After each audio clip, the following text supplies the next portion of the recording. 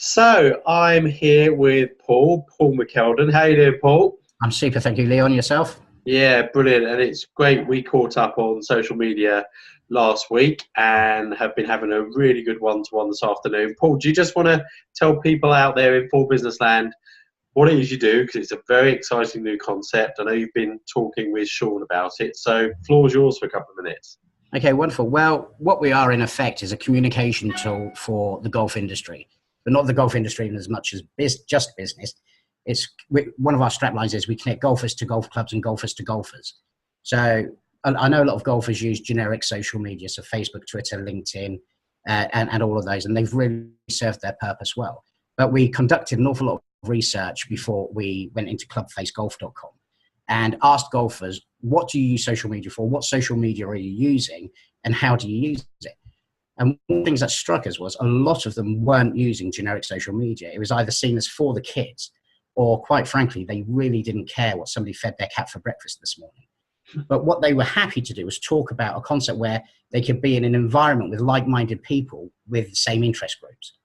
And so we proposed, if we would set up a golf social media, so it's not a social sharing site, so it's not like you can go and post a blog and then you can share it left, right, and center. It's actually social media. The whole context of the conversation can happen in this environment. There is a feature on there to be able to then share it to your Facebook, Twitter, LinkedIn. If you feel that the move away from generic social media is too traumatic, then you can do that. So, there are opportunities on the site for golf clubs to create a page where they can communicate with their members much better.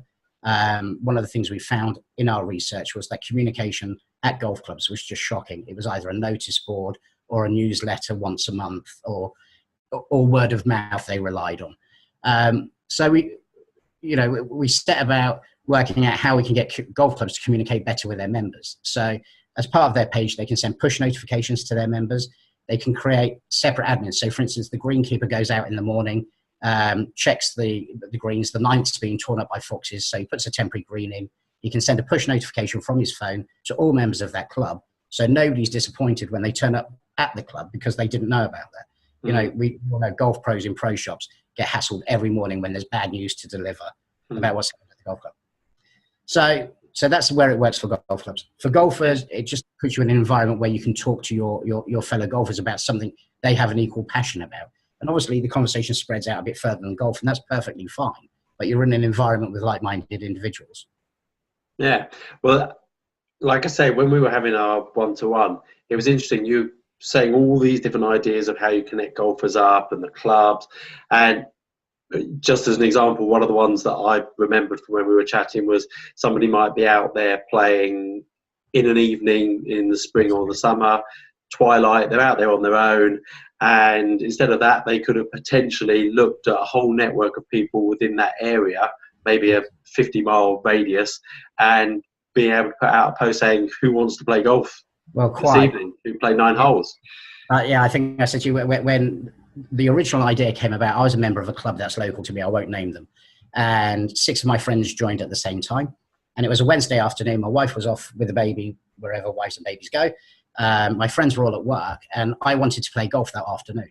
And there were 945 other members of this golf club. And it dawned on me that there was no way that I could communicate directly with them to find out who else wanted to play golf. But then, like you say, a couple of days later, we were playing twilight golf. And what I found was whenever you play twilight golf, you always seem to bump into somebody playing on their own. And whenever you say to them, would you like to join us? 99 times out of 100, they will say yes. Yeah. Now that tells me they weren't playing on their own because they wanted to. They were playing on their own because they had to. Now, one of the other features of the site that they could have utilized is the play request feature. So let's say, for instance, Rochester and Cobham, which is down the road from me. I want to play there, but I don't know anybody there to invite me. Through the site, I can send a play request to Rochester and Cobham, put in some information, my name, my age, my handicap, my gender, when I'm typically available. And I can send a message to every member at that club asking to be invited. Now, any one of them can then invite me, which is great for that club because they're going to get my green fees and maybe a bit of revenue in the bar and the pro shop. But it's very likely that I'm going to reciprocate that invite back to my club. So it creates more business between the clubs. Yeah, it's like the FORE ball part of the FORE Business app, but on steroids. Quite, absolutely. Yeah, I mean, I think we were saying earlier, FORE Business absolutely fits perfectly in that niche. And I think we're much more generic within the golf market. So, you know, we do that part and then maybe a few bits more.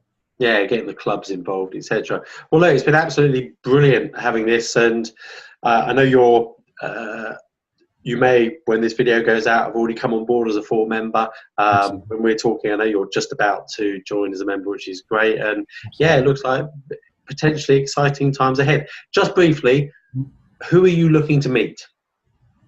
I'm looking to meet anybody who's interested in golf, anybody who sells a product to an ABC1 market.